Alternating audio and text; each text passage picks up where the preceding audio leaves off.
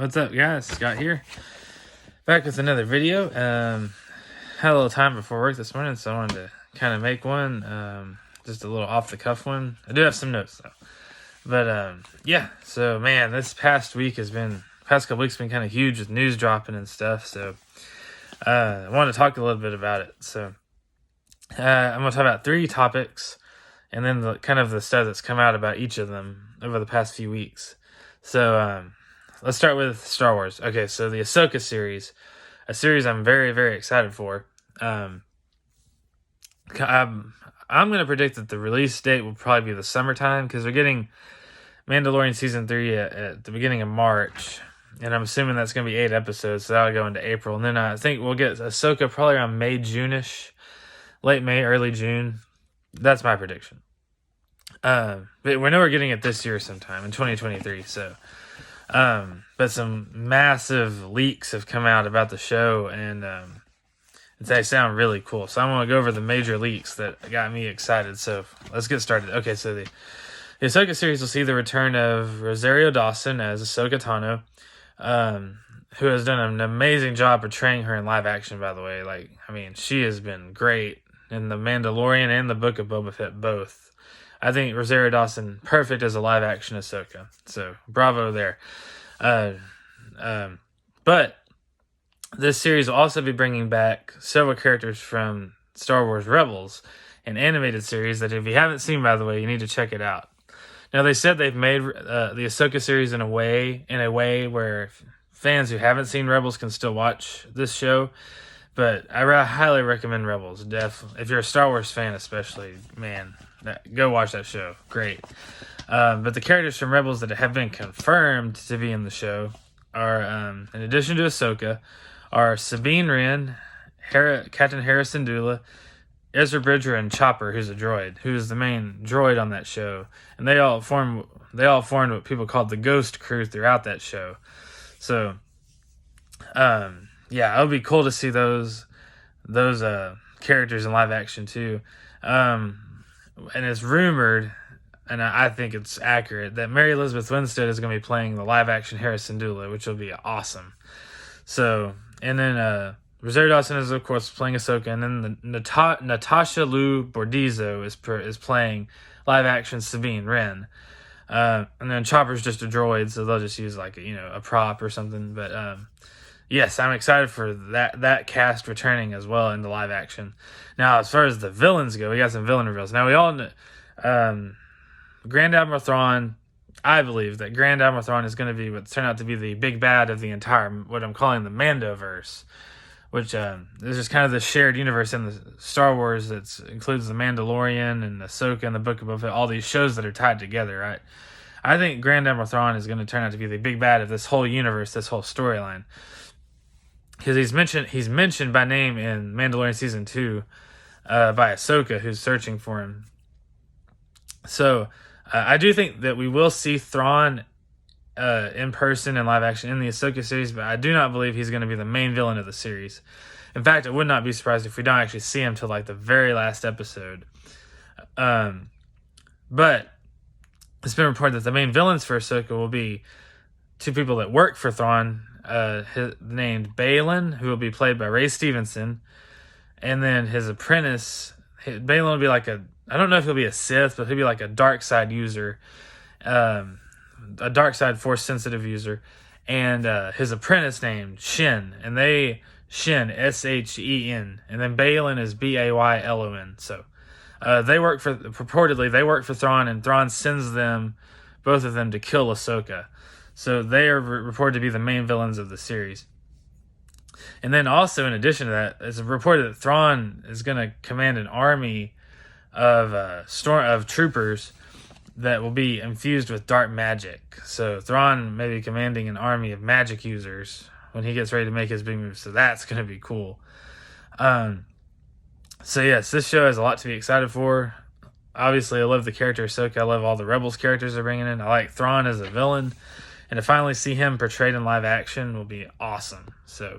And I'm hoping that when they get to the big culmination storyline that we'll, even if it's just for a little bit, that we might get to see. I also think we're going to see Luke in this show too. But when it finally gets to the big conflict and like the big crossover event, whatever they're building towards, that we get to see Han, Luke, and Leia involved in that. That would be awesome. Even if it's just a little bit, that would be awesome. So lots to look forward to on the Star Wars front. So, yes. Second topic is the Marvel upcoming MCU film, The Marvels. Definitely my most anticipated Marvel film of this year. Because I don't care what anyone says. I love the first Captain Marvel movie. I like the character, and I like Brie Larson as the character. So, anyway, this movie we'll see Carol Danvers, Monica Rambeau, and Kamala Khan. Kamala Khan's Miss Marvel, and then Monica Rambeau is going to be Photon, I think. I think that's the superhero name she's going to go by, is Photon, which is what she's went by in the comics. So, yeah. You'll have the three of them teaming up in this film. So, kind of like Spider-Man No Way Home, right? Where you had the three Spider-Men. This will be the three, the three characters related to this lore. They have these cosmic powers these three characters that are heavily tied together, in the comics especially. But in the MCU, they're going to have all three of them team up. And it's reported that the villain is going to be a Kree general or military or something, a Kree that wants revenge on Carol Danvers for destroying the Kree Empire. So that'll be cool. Now I'm hoping that the villain will be a foe powerful enough that it would require all three of them to defeat, right? So, but it's being reported that the villain will be a Kree that wants revenge on Carol for destroying the Kree Empire. So that would be cool, and it makes total sense. So and then Nick Fury is back. Samuel Jackson is back as Nick Fury in this movie, which is awesome.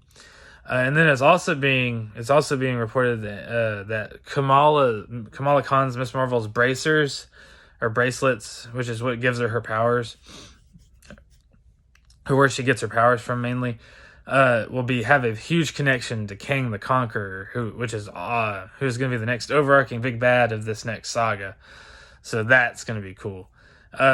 We see in the Ant-Man Quantumania trailer, we see Kang's realm, or his place in the quantum realm, and there's some buildings and stuff that has very similar a look to Kamala's bracers. So Kamala's bracers are going to have a huge connection to Kang, which makes total sense because you want to start building that connection, right?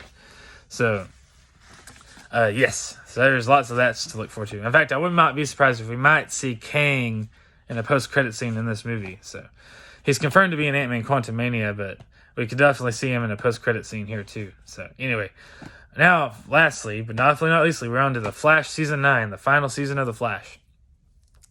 A season, big deal. Into the Arrowverse on Earth Prime.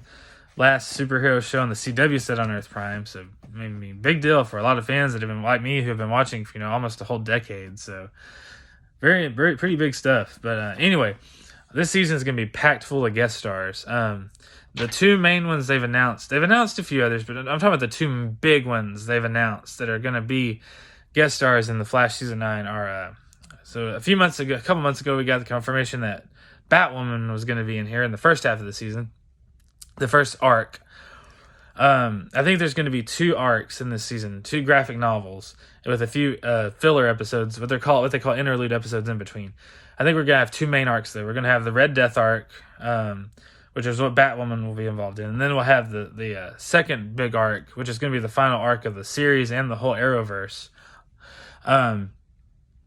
Where I think so Red Death is the first villain, and I think in the final arc, Cobalt Blue will ultimately be the main villain that they face as the final villain of the series.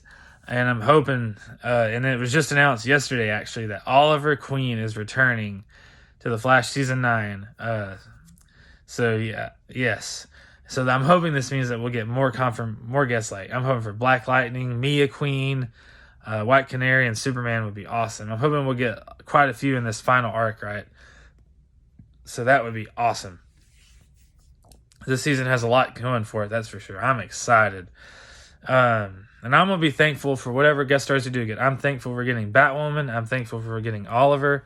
Whatever we can get, I will take. Being the last season, as a fan, I will take whatever.